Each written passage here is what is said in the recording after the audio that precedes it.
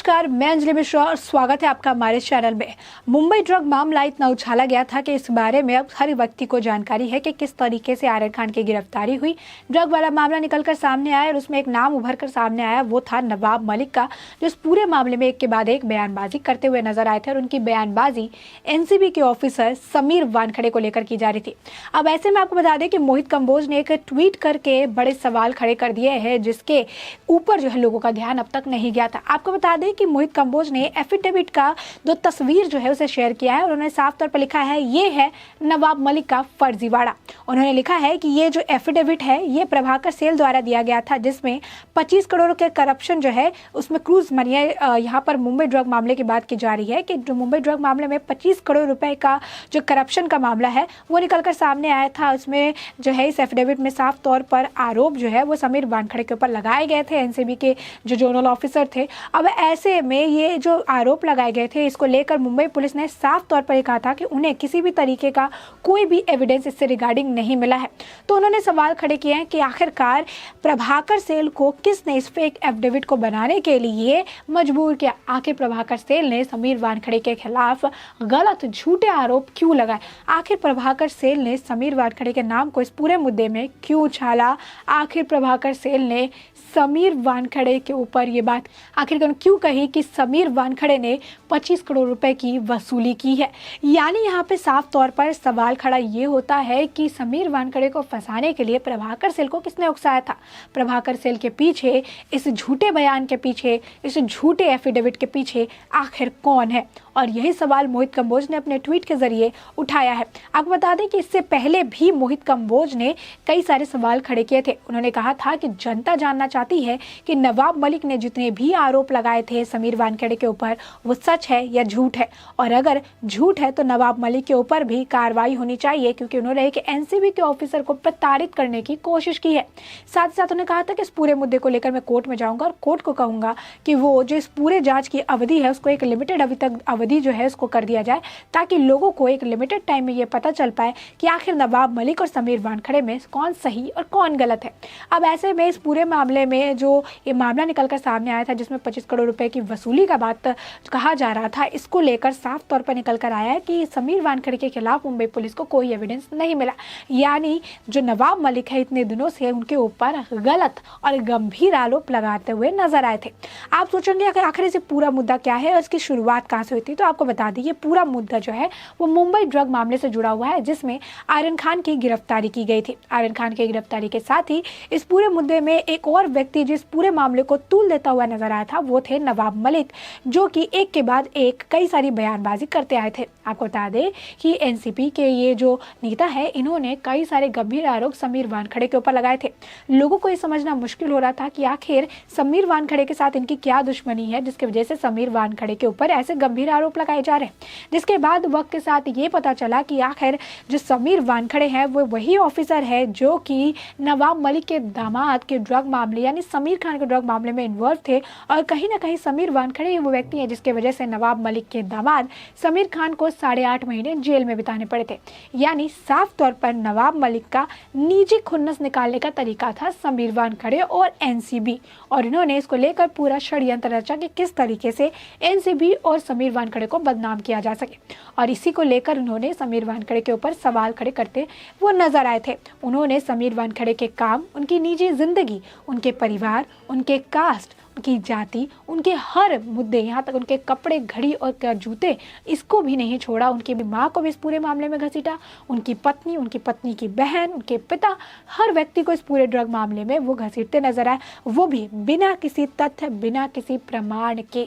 उनके पास कोई साक्ष्य नहीं थे, सिर्फ उनके पास उनकी बोली थी, उनके पास उनको प्रेस कॉन्फ्रेंस करने का अधिकार था, और उनके पास फ्रीडम ऑफ स्पीच था जिसका इस्तेमाल वो गलत तरीके से करते नजर आए, और एक एनसीबी के ऑफिसर को वो मेंटली टॉर्चर करते नजर आए थे। आपको बता दें कि ये टॉर्चर जो है वो चलता रहा। आलम कुछ ऐसा हो गया कि समीर वानखड़े ने खुद अपने ऊपर सीबीआई जांच की मांग की। उन्होंने कहा कि मेरे ऊपर सीबीआई जांच बिठाया जाए और सच का पता लगाया जाए कि आखिर क्या चल रहा है, और मेरे ऊपर जो आरोप लगाए गए हैं वो सच है या झूठ।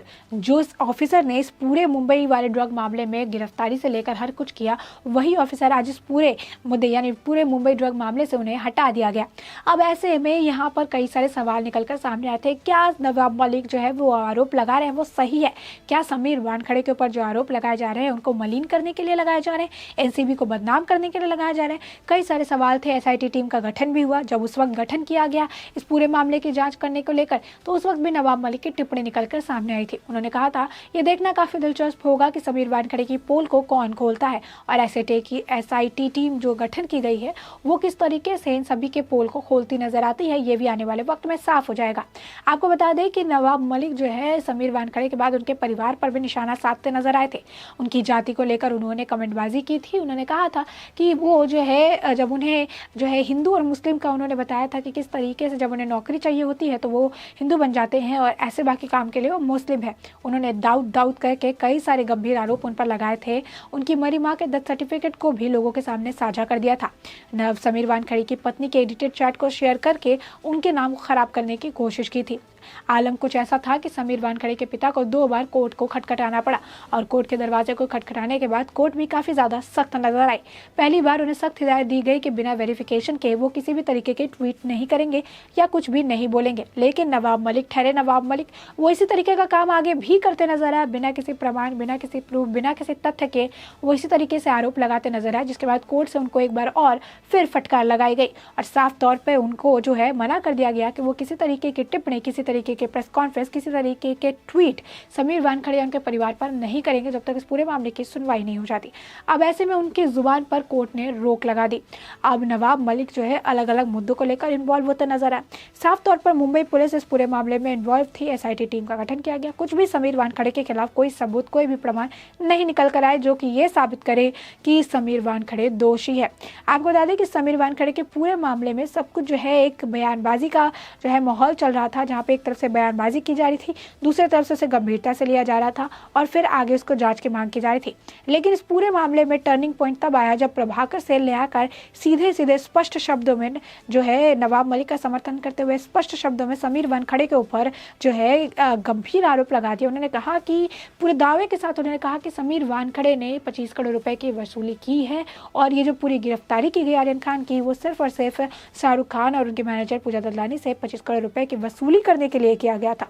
अब ऐसे में प्रभाकर सेल व्यक्ति थे जिसके बयानबाजी के बाद इस पूरे मामले की रूपरेखा ही बदल गई और ऐसे में समीर वानखेड़े के ऊपर जांच की मांग जो है वो कर दिए गए। प्रभाकर सेल को इस पूरे मामले में एक अहम किरदार के तौर पर देखा जा रहा था। उसकी बयान को काफी ज्यादा अहम माना जा रहा था और यही बात थी कि जब जांच बैठी तो सबसे पहले प्रभाकर सेल को भेजा गया था और ईडी ने उन्हें समन जारी करके उनसे सवाल जवाब कर रहे थे, क्योंकि प्रभाकर सेल ही वो व्यक्ति थे जिसके वजह से समीर वानखेड़े के ऊपर सवाल खड़े होते हुए नजर आए थे। अब ऐसे में जब ये पूरा मामला निकलकर साफ आया कि 25 करोड़ रुपए की जो वसूली का मामला था उसमें समीर वानखेड़े के खिलाफ कोई एविडेंस निकलकर सामने नहीं आया है, तो मोहित कंबोज अपने ट्वीट के जरिए ये सवाल पूछते हुए नजर आ रहे हैं कि आखिर जब कुछ भी निकलकर नहीं सामने आया, आखिरकार जो नवाब मलिक की बयानबाजी थी वो सबके सामने निकल कर आ रही है कि किस तरीके से वो कितने नीचे स्तर पर गिरकर किसी को मेंटली टॉर्चर करने लिए क्या कुछ बयानबाजी कर सकते हैं।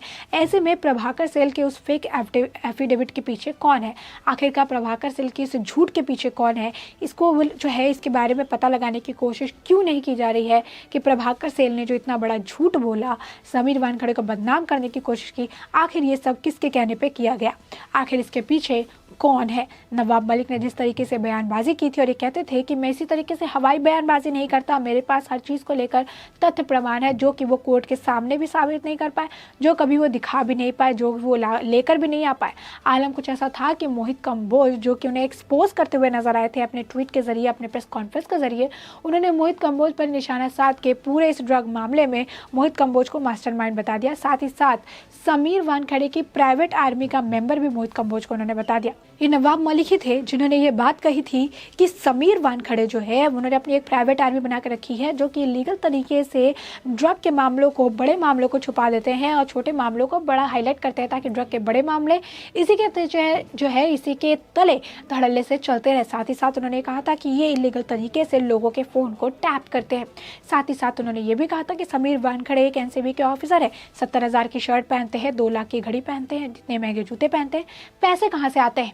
उन्होंने साफ तौर पर जो नवाब मलिक जो है उन्होंने समीर वानखेड़े के ऊपर वसूली के आरोप लगाए, एक्सटॉर्शन के आरोप लगाए, उनकी जाति पर सवाल खड़े किए, उनकी शादी पर सवाल खड़े किए, उनके काम पे सवाल खड़े किए। कई सारे गंभीर आरोप लगाकर सिर्फ और सिर्फ निजी खुन्नस निकालने के लिए उन्होंने एक एनसीबी के ऑफिसर को प्रताड़ित करते रहे, मेंटली टॉर्चर करते रहे। अब ऐसे में आपको बता दें कि अभी जो एक सवाल निकल कर जो सामने आ रहा है वो ये है कि नवाब मलिक सब सवाल क्यों नहीं पूछे जा रहे। वही नवाब मलिक जो ये बार बार कहते नजर आते थे कि ये इस पूरे मामले में इन्वॉल्व है, समीर वानखेड़े ने ये सारी चीज़ें की है। जब मुंबई पुलिस को समीर वानखेड़े के खिलाफ कोई भी जो एविडेंस नहीं मिला है तो अब नवाब मलिक से सवाल क्यों नहीं पूछे जा रहे। आखिर प्रभाकर सेल को झूठे बयान देने के लिए किसने कहा था? आखिर प्रभाकर सेल किसके इशारे पर नाचते हुए नजर आ रहे हैं? यानी मोहित कंबोज का ये जो सवाल है काफ़ी वाजिब है। अब ये देखना काफ़ी दिलचस्प होगा कि मोहित कंबोज के इस सवाल को लेकर नवाब मलिक कोई जवाब देते हुए नजर आते हैं या हमेशा की तरह गोल मोल घुमा फिरा के बातें करते नजर आते हैं, या फिर नवाब मलिक की जगह उनका ही कोई आप कह सकते हैं कि हितैषी या उनका कोई चाहने वाला जो है इस सवाल का जवाब देता हुआ नजर आता है। ऐसे में इस पूछे गए गंभीर सवाल का जवाब वक्त के साथ कौन देता है ये तो वक्त के साथ ही पता चलेगा। लेकिन तब तक के इस पूरे मुद्दे पर आपकी जो भी राय हो हमें कमेंट सेक्शन में कमेंट करके बताना बिल्कुल ना भूलें।